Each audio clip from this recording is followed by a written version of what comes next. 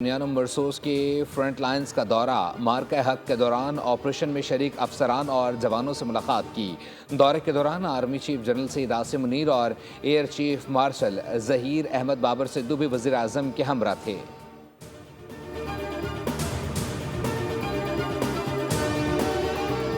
بھارتی اشتعال انگیزی میں زخمی ہونے والے مزید 2 بہادر سپوت شہید، مسلح افواج کے شہداء کی تعداد 13 ہو گئی۔ ISPR کے مطابق حوالدار محمد نوید اور پاک فضائی کے سینئر ٹیکنیشین محمد ایاز اسپتال میں زیر علاج تھے۔ اہلکار 6 اور 7 مئی کی درمیانی شب بھارتی اشتعال انگیزی میں زخمی ہوئے تھے۔ مسلح افواج اور پاکستان کے عوام شہداء کو بھرپور خراج عقیدت پیش کرتے ہیں۔ شہداء کی قربانیاں ہمیشہ یاد رکھی جائیں گی۔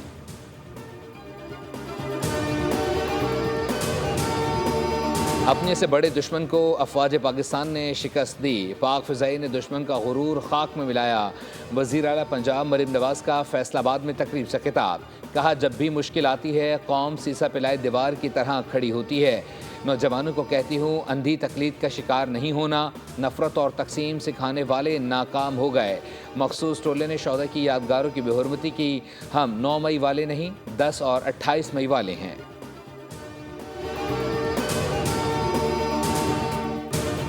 واگا اٹاری پوسٹ پر پاکستان اور بھارت میں ایک قیدی کا تبادلہ۔ انڈین بارڈر سیکورٹی فورس کے پورنم کمار شاہ کو بھارتی حکام کے حوالے کر دیا گیا، جبکہ پنجاب رینجرز کے محمد اللہ کو پاکستانی حکام کے حوالے کیا گیا۔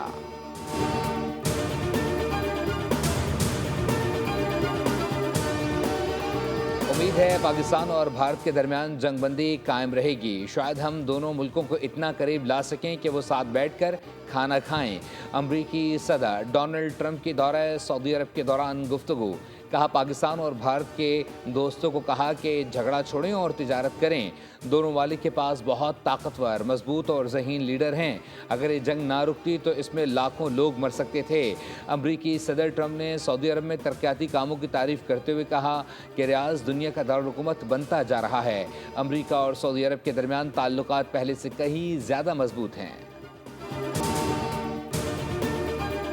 امن کے لیے امریکی صدر کی کوششیں قابل تعریف ہیں، پاکستان اور بھارت میں جنگ بندی کا خیر مقدم کرتے ہیں۔ سعودی ولی عہد شہزادہ محمد بن سلمان کا خطاب، کہا غزہ میں فوری جنگ بندی ہونی چاہیے، شامی حکومت امن کے لیے کام کرے۔